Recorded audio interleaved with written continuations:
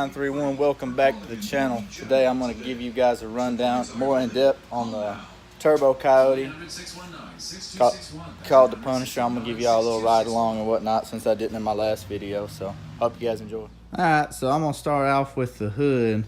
This is a 4-inch carbon fiber cow hood. I got this hood from DBR, High Performance David at DBR. Put these fancy little hood latches on it. The only thing I don't like about these is you have to bump it a few times till it breaks out of that little hole. Then it opens up. Well, I'll go in depth more about what I got going on. This is a 76-75 Precision Turbo from JPC. Has a 96 ported exhaust housing. Has an MSD 2-step. Stock throttle body. Has a Boss intake manifold. It has got ID 1050 injectors. And guys, I'm not gonna lie to you, that's really all that's done to the motor. It's all stock. It's got stock head, stock cam, stock block. Everything else motor wise is stock. It's just got this turbo bolt on. I put these aftermarket headlights on it from American Muscle. I kind of like them because they gave it that new edge style. So when you light them up,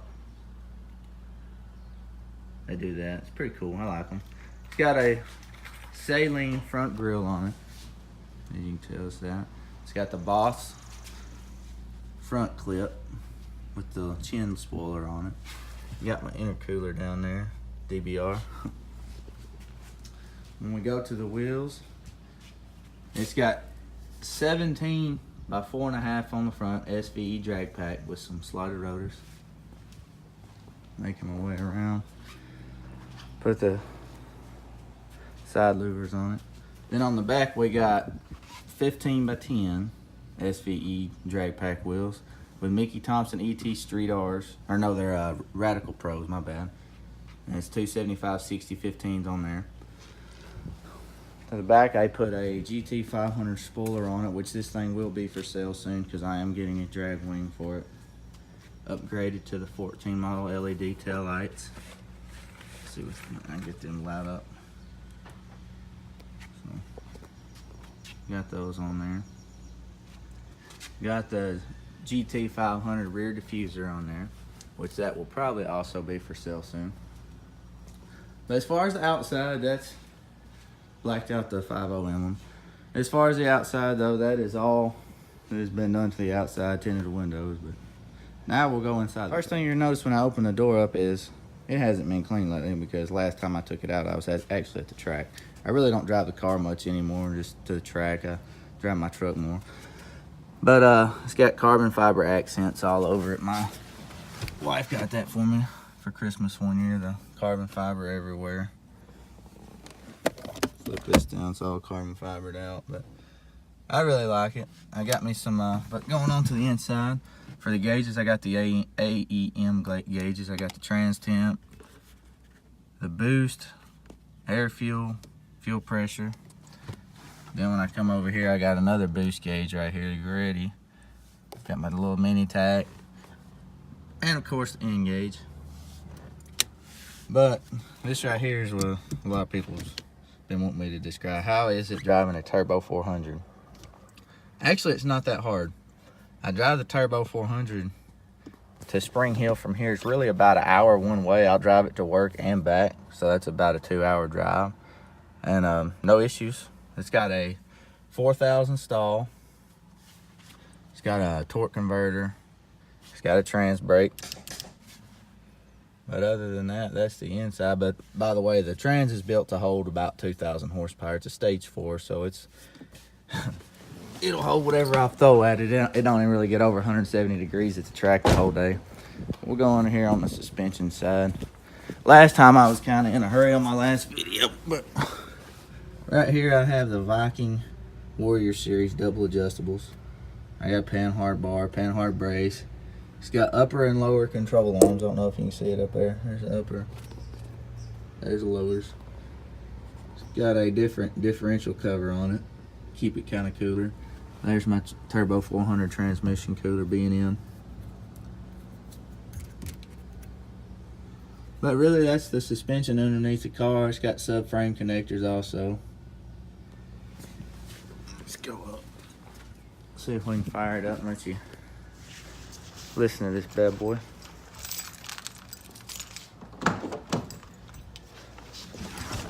So start to finish, make sure it's in neutral.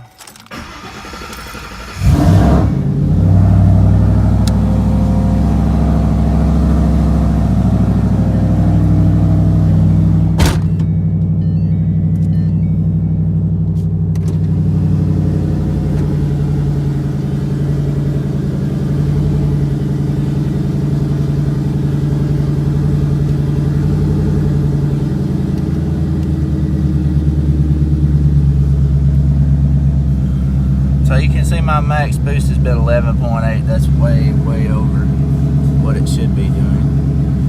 There's my hand gauge. And then I can turn my tack on.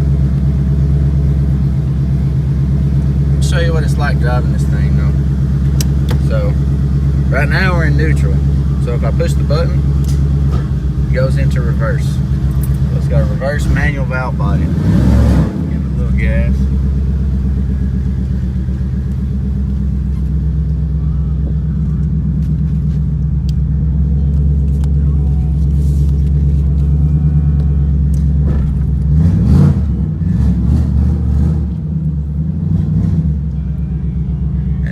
Go down, now it's in drive. And go shut up. Like you driving on skinnies and a spool, a full spool. Yep. It's all about how you drive. Don't drive like a maniac. Car sounds awesome. It does have a full spool and drag rating. Look at that.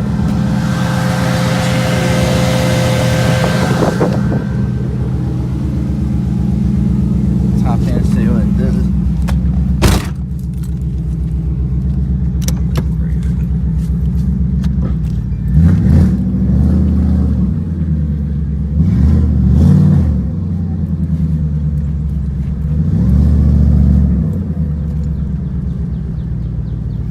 So if you want to hear what the two-step sounds like, I got it in gear right now. We'll see what it does right here.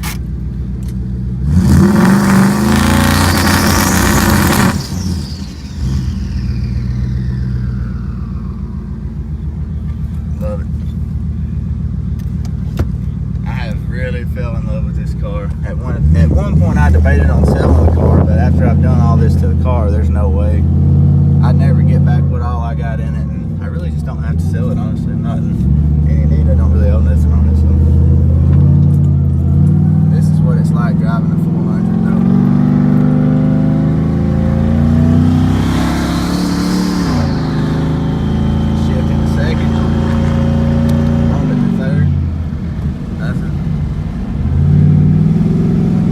Not bad at all.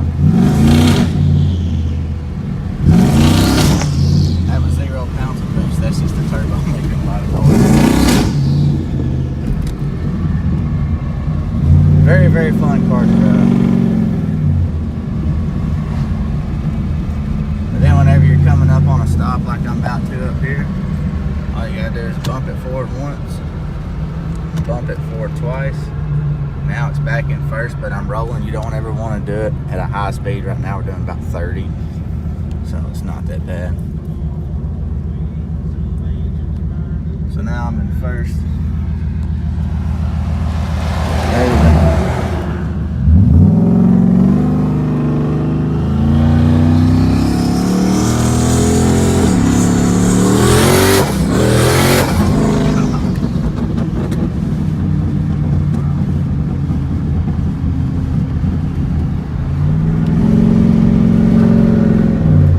That's all it is to driving the 400 though, guys. It's not hard at all.